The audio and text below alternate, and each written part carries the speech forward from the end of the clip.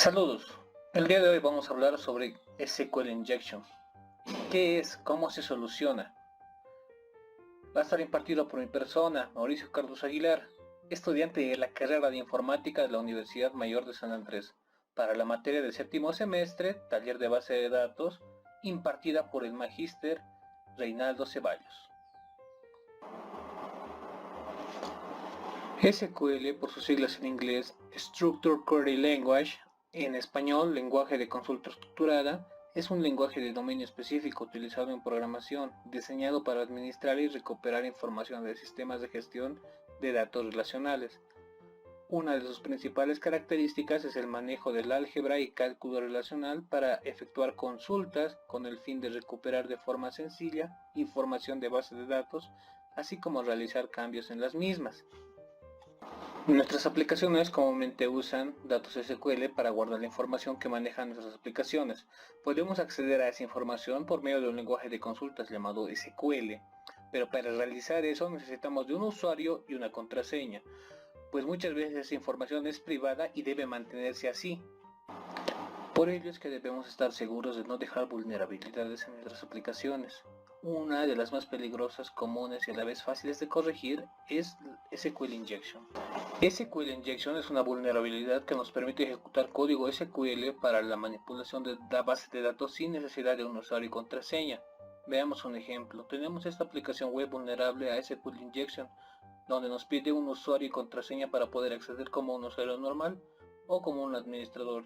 Nosotros ya sabemos que esta aplicación es vulnerable a SQL Injection, entonces podemos ingresar esta cadena en el campo de texto y mágicamente nos va a dar acceso al administrador. Pero ¿cómo funciona eso? Veamos cómo funciona primero la base de datos, donde tenemos una tabla llamada Accounts, que es donde guardamos los usuarios que se han registrado, y para saber que un usuario y contraseña existe podemos ejecutar esta consulta SQL, la cual devolvía resultados sabiendo que el usuario y contraseña es correcto y se nos otorga acceso. Si alguna de las dos no es correcta, simplemente no devuelve nada.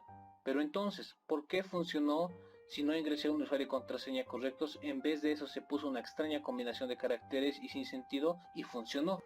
Veamos ahora el código de la aplicación, en este caso PHP. Podemos notar que el código hace exactamente lo que esperamos.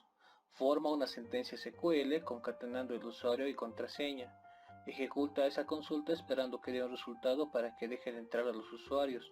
De no encontrar, no lo deje entrar, pero ahí hay un problema. Como esta aplicación para el usuario y la contraseña sí pasa por un filtro anticódigo SQL, nosotros podemos alterar completamente la sentencia SQL para obligarla a que devuelva un resultado. Por lo tanto, en lugar de poner un nombre de usuario, puedo poner este código SQL compuesto de una comilla simple para hacer la sentencia abierta para el username, agregar un OR y una condición que siempre se cumple. En este caso preguntamos si es igual a 1, lo cual es verdadero, y comentamos el código restante.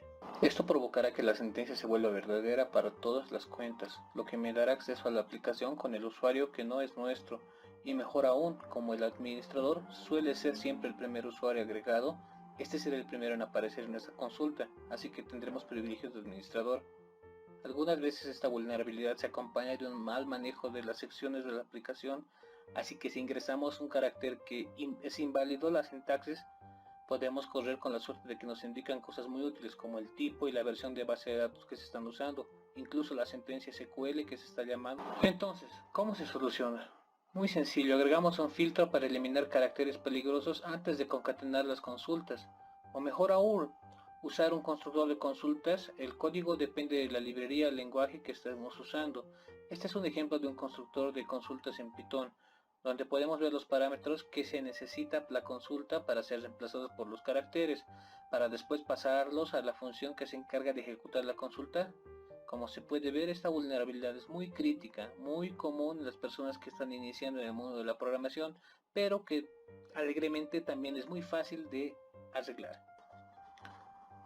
Concluyendo, podemos decir que la técnica de SQL Injection es de los ataques más utilizados en la actualidad, y es que la gran mayoría de las aplicaciones que hoy están en funcionamiento son propensas a ser atacadas de esta manera, por lo que la mejor defensa contra este ataque es entender cómo funciona, cómo prevenirlo, como hemos visto en el ejemplo anterior.